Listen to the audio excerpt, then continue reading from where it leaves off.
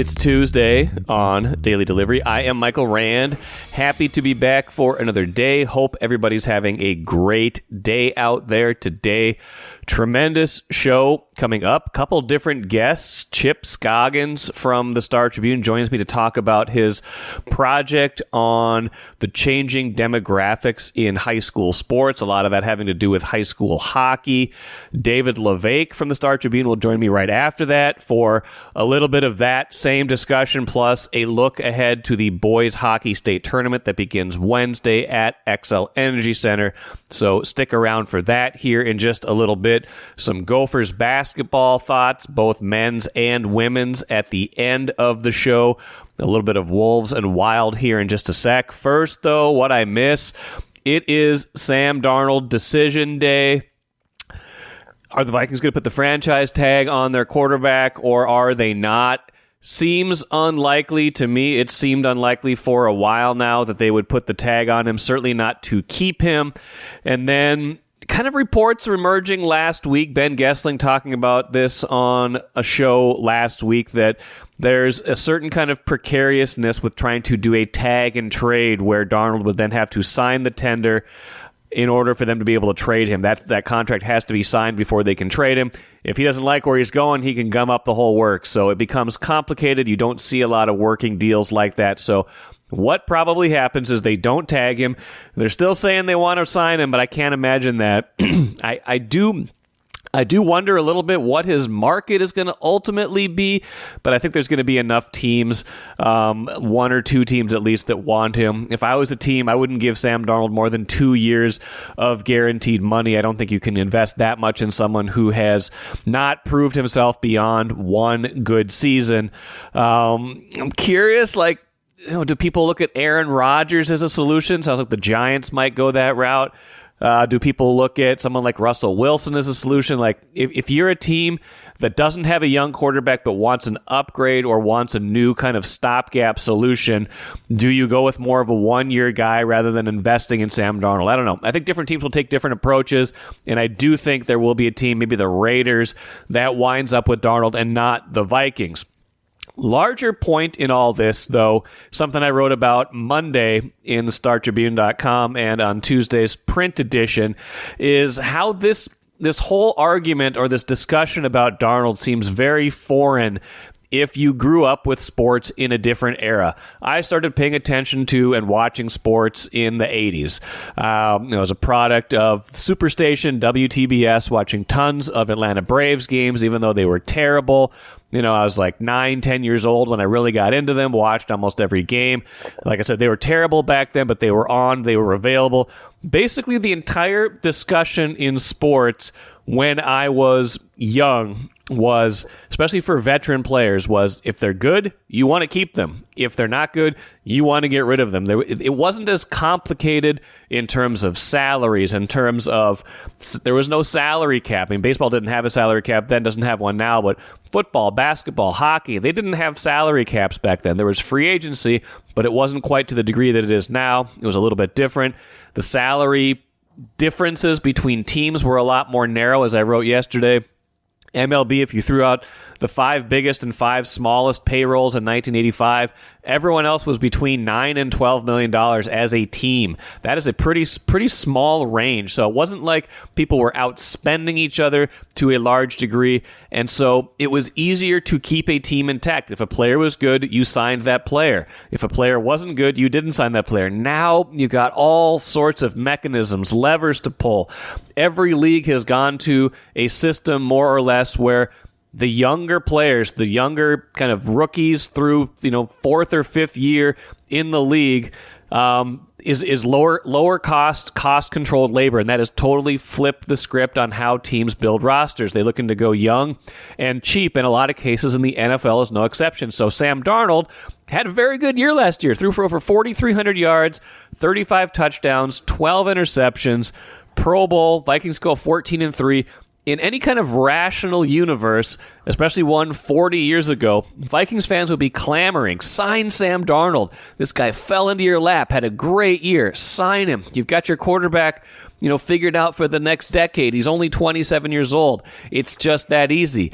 Now it is not that easy because you have to factor in salary cap. You have to factor in J.J. McCarthy on his rookie scale contract, still 3 more years of relatively cheap quarterback play. Now, you don't know how good he is, but you are banking on the fact that you can develop him, and if he's good enough, he will be a low-cost, reasonable quality quarterback for a few years. So just thinking about how complicated this has gotten, thinking about how it's not just about how good a player is anymore, it's about all these other complicated mechanisms, salary caps, thinking about franchise tags, thinking about how much you have to pay different guys, thinking about how much room you have 3 years from now, determining how you're going to proceed at a position instead of just, hey, this guy had a good year, let's keep him. It's just not like that anymore. I kind of miss the old days, but it does explain why this conversation about Darnold is complicated, why they are almost certainly going to go with J.J. McCarthy and some other low-cost veteran this season instead of the guy that took him to a 14-3 record just a year ago. Wolves and Wild both play tonight. Here's why both of these games are important. They might seem kind of like nondescript games on the schedule. Wild at Seattle, not a great team. Wolves at home against Philadelphia. Joel Embiid's been shut down for the season. Philadelphia's struggling right now, 21-39. Doesn't seem like the most interesting games on either schedule, but here is the thing. The Wild are 61 games into their schedule. Wolves are 62 games into their schedule. This is the time where you have to bank wins that you are supposed to get. I would dare say the Wild game tonight qualifies as that in Seattle. I certainly would say the Wolves game against the 76ers qualifies as such tonight. Now, the Wolves, in particular, are going to be kind of battling the whole way. They've got some favorable schedule games, some good opportunities to win. They just took care of a extremely scuffling Phoenix team the other night. Now they get Philadelphia here at home. They've got to bank these wins because they're sitting there right now projected to be a 6th seed, but a lot of teams right there. I think if you look at it objectively, you look at it, you say Dallas, yeah, they're right there, but Kyrie just sprained his knee the other night in their loss. Dallas might be fading if he and Anthony Davis aren't going to be in action for a while. Sacramento, I just don't believe in Sacramento. Looks like Sabonis got hurt the other night too, so that's a tough one for them.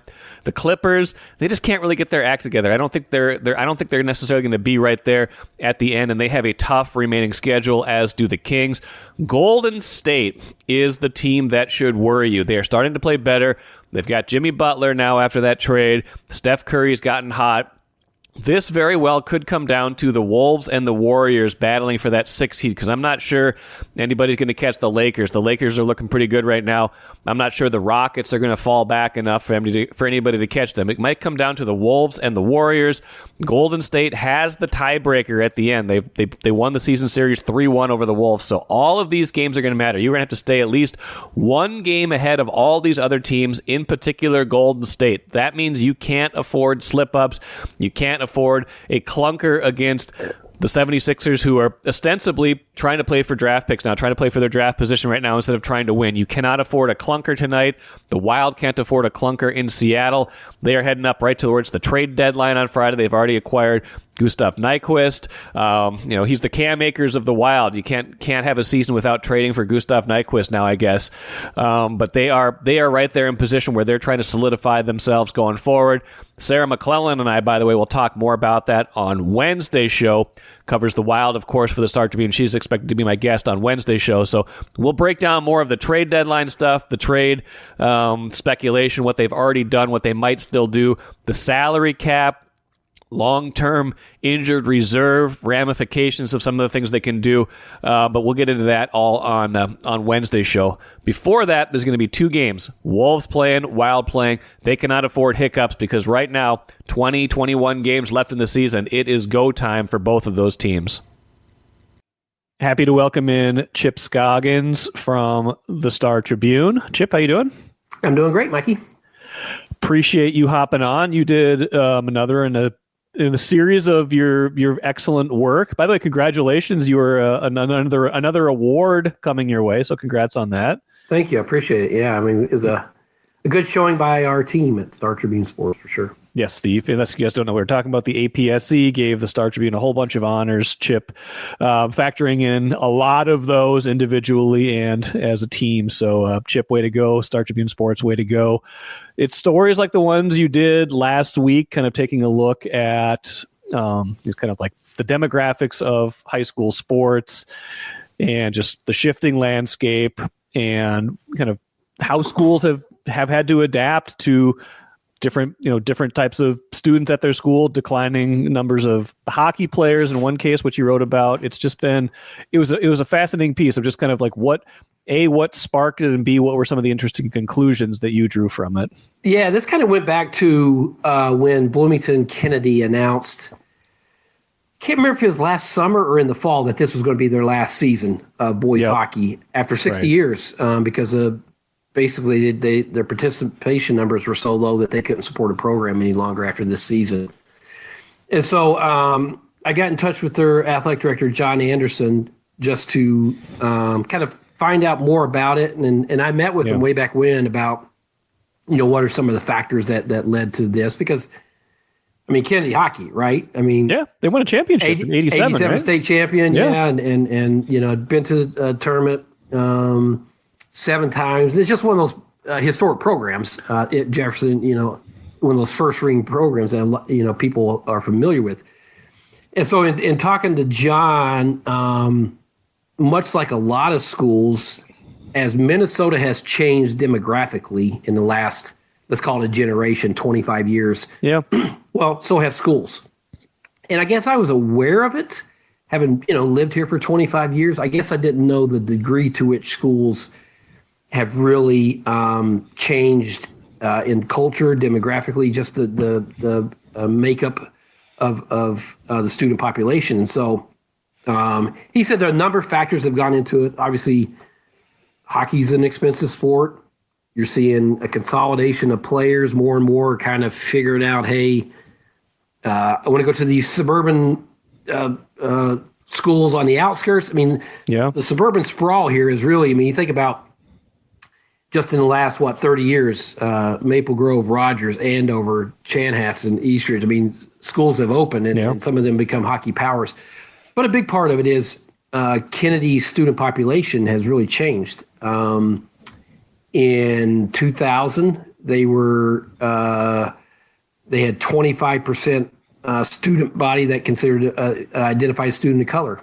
Yeah. Right now they're at 76% this year. Yeah. And a largest percentage of that is Hispanic. And so you're having parents primarily, because a lot of these kids that are in schools now are their parents came here. They were born in the United States, but come from parts of the world where hockey either wasn't available or wasn't their primary sport. And so, if you're a pretty good athlete, you can show up to high school, you can probably earn a spot on the basketball team, baseball, definitely track, football. If you've never skated, you're not going to be able to play hockey. It's just one of I think in talking to people, that and gymnastics are probably the two sports that is so technical that if you don't have those skills, you're not going to be able to play.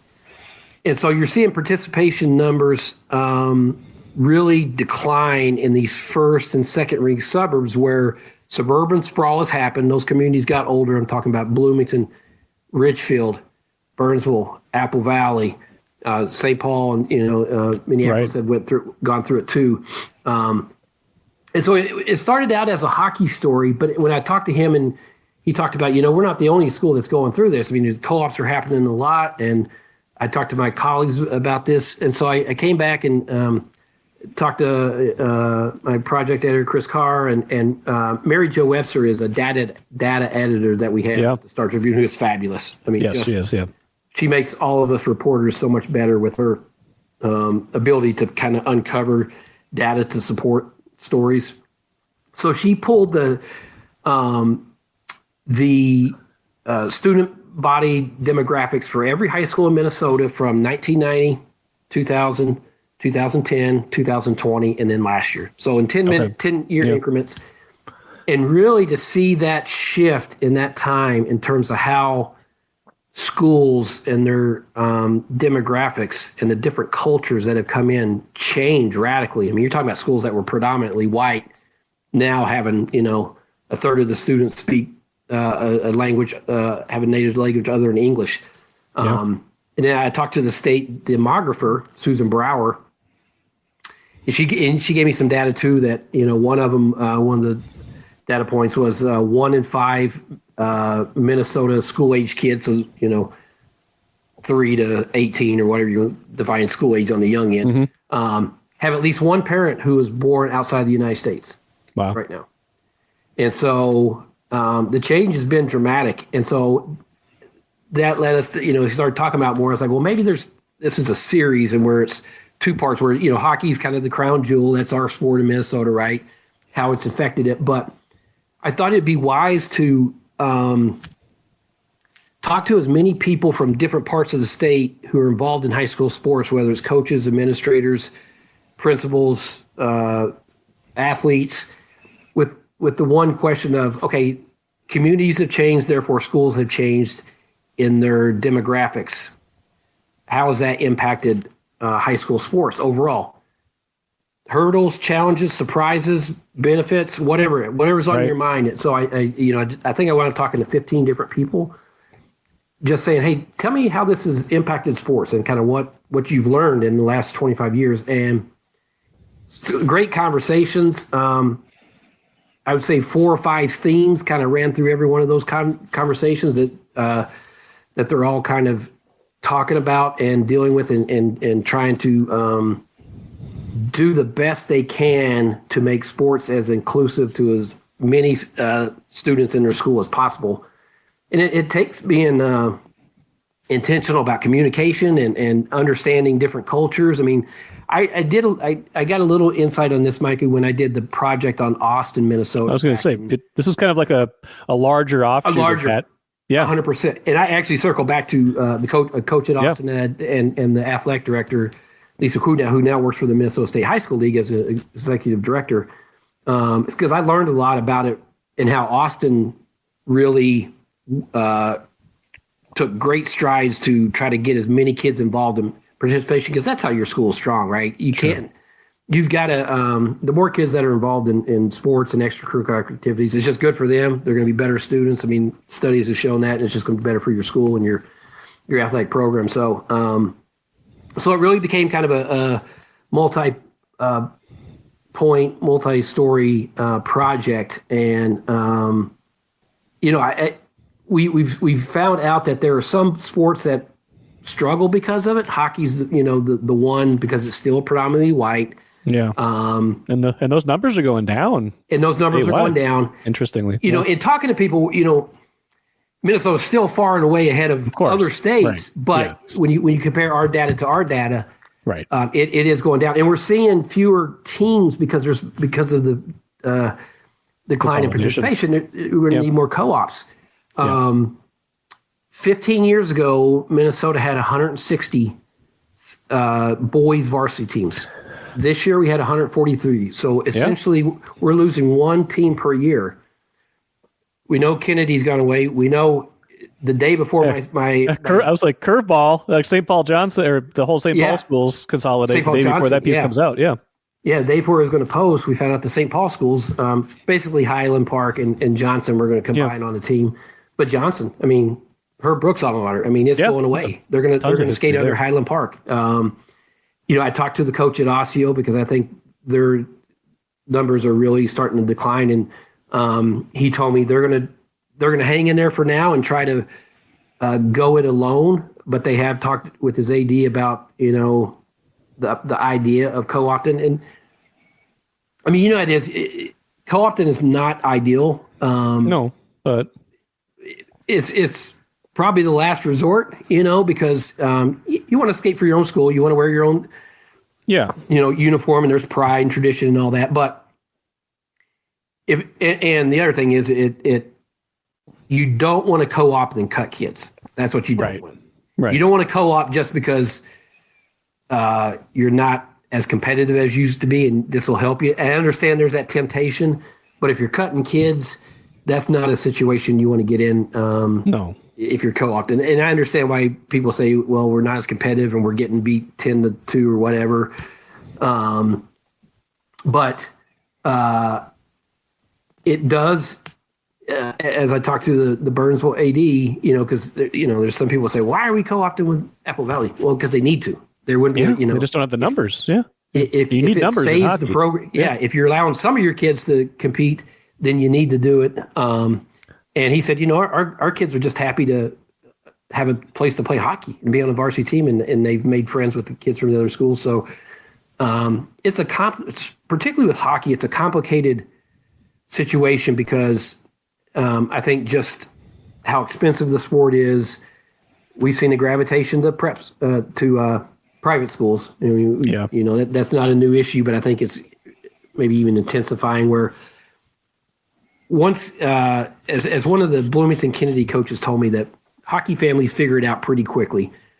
And once kids that are in lower level associations start to see the numbers dwindle, and you're like, okay, where's this going? So they'll find a different place. Well, then, hey, my buddy went, now I'm going to go with him. And all of a sudden I have groups of friends go. And if you lose 5 kids, now you're in real trouble. So it's I think people involved in high school hockey are really trying to get their arms around it, try to figure out how they grow the game, make it more accessible, teach it to, different people from different cultures or backgrounds that didn't grow up with hockey, that trying to get them involved in a younger age. Cause that's a big part of participation. Sure. You got to start them young. If you come, if you're going to pick up sports in middle school and high school, it's not saying you can't do it, but it's awfully hard compared to if you could start it when you're 5, 6, 7 years old. It's got to be hardest too at the places like you're talking about that have tradition. Kennedy, like you said, the St. Paul schools, even Osseo. You talk about Osseo. Like I remember Osseo covering a bunch of their they had some really good teams like the early 2000s that are competitive with Elk River. I mean, you're talking about teams that have had the numbers. So if you're talking about those programs, it's probably easier if you were never a powerhouse or you never had great numbers and you're like, okay, we just want to have a team. But if you had a glory era and now you're like, this is us now, like that's got to be hard for the alums. It's just got to be challenging. It is. I was talking to Zach Palmquist, who's the South St. Paul. Yep. Woog, Phil Housley, right? South St. Paul. And this is the first year they're doing a co-op with New Life Academy in Woodbury. Now, only 3 kids from New Life Academy are there. And Zach said, they could have, their numbers would have been fine this year, but he looked down the line at their, Bantams and a couple years out. And he said, he doesn't want to have to get to a point where you lose your JV. And that's where Kennedy got, right? They had 18 kids total in the program. Not enough, barely enough for a varsity. And so he said it makes it hard for scheduling. So he wanted to, do as best he can to preserve the JV program too. And so I said, boy, this had to be a change because he was there like 2006 to 2009 as a player.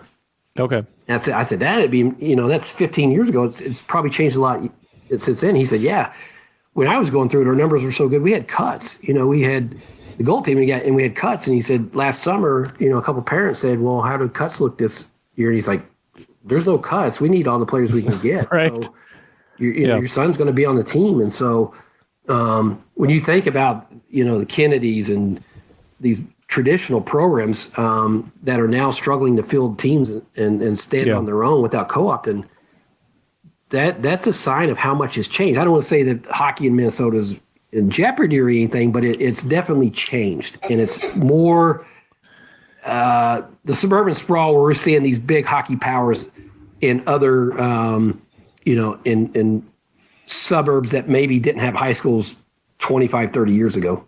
Yeah, it's a challenge. It's a big, complicated web. You tied it together beautifully, and obviously with the state tournament coming up, it's topical.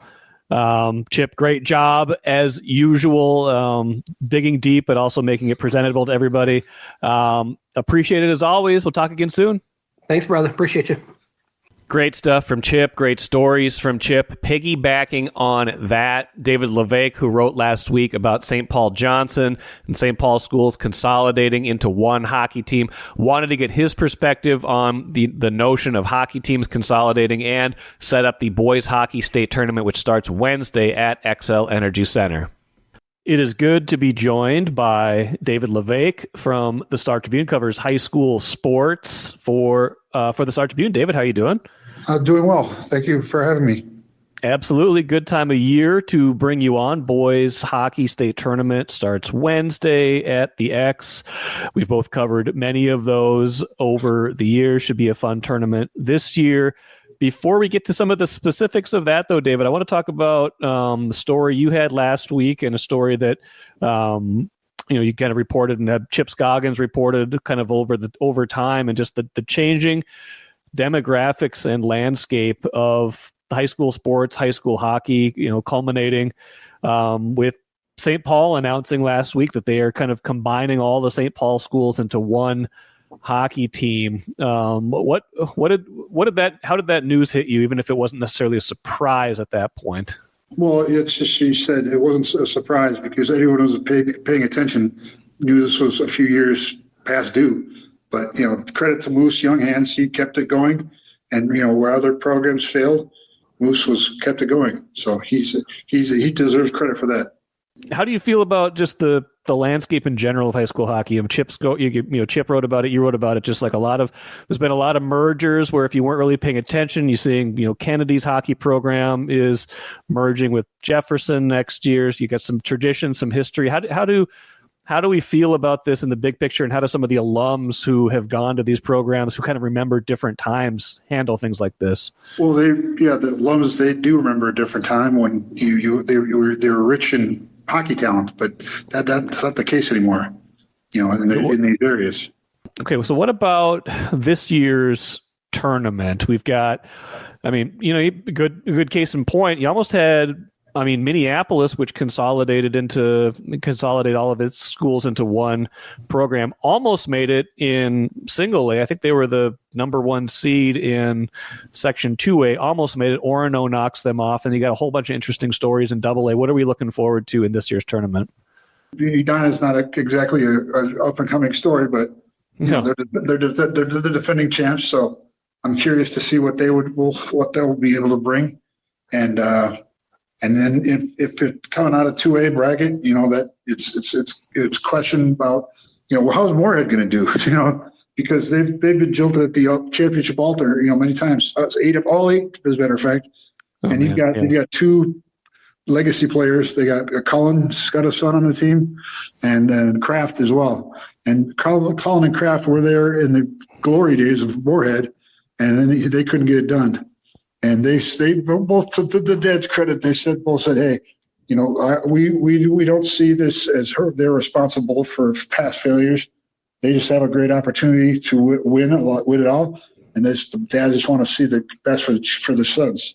Cullen and Kraft played at Moorhead when I didn't play, but when I was a high school student in North Dakota, and Moorhead played our high school a couple times. And I remember those guys, they were unbelievable. That was a whole different level, Cullen and Kraft, and of course seeing them in the old WCHA. Kraft, of course, with the Gophers, Cullen with St. Cloud State. They went on to do very good things. I think in your preview you wrote about kind of an interesting storyline with Stillwater and Andover with the goalie. That seems like an interesting thing to watch. Yeah, the goaltender Marvin, he came over from Andover to Stillwater, right, and he was suspended for 9 weeks of the season. And now he was able to play for the section championship, and so he's back, and he's going to give a different look to Stillwater's prospects.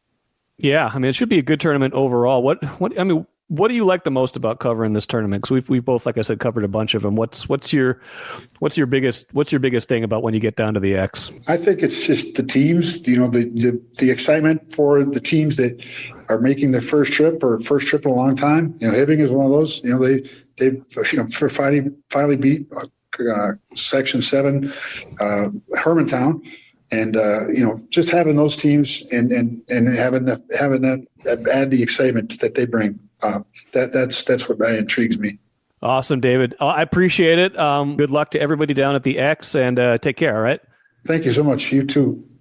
Open a smart checking account at Royal Credit Union to get no monthly fees, no minimum balance, and a $250 bonus. See details at rcu.org/checking bonus. No minimum balance required to obtain bonus. Offer ends 5/31/25. Insured by NCUA.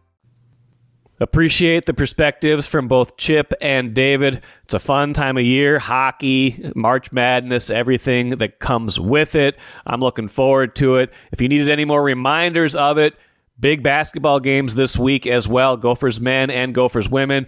Gophers men home tomorrow against Wisconsin, the ranked Badgers. It is the Gophers' final home game of the year. 7-11 in the Big Ten, an uneven season, but they've risen to the occasion against good teams. Can they put together one more really good performance? That would be, I don't know if this game is like, what this game necessarily tells us in the big picture, but I think this is an interesting game for vibes with the program. If they can beat Wisconsin, be 8-11 going into their final Big Ten game of the season before the conference tournament, I think the vibes will be a lot different. If they get blown out by the Badgers, I think the vibes will be much different. Now, the Gophers women's game in the Big Ten tournament, a much more at stake in this game. They are playing Washington in the Big Ten tournament. Both of those teams listed right now on ESPN's last 4 teams in for the NCAA tournament. That makes this game possibly feel like a win and you're in, lose and you're out kind of proposition. Maybe both of them still get in.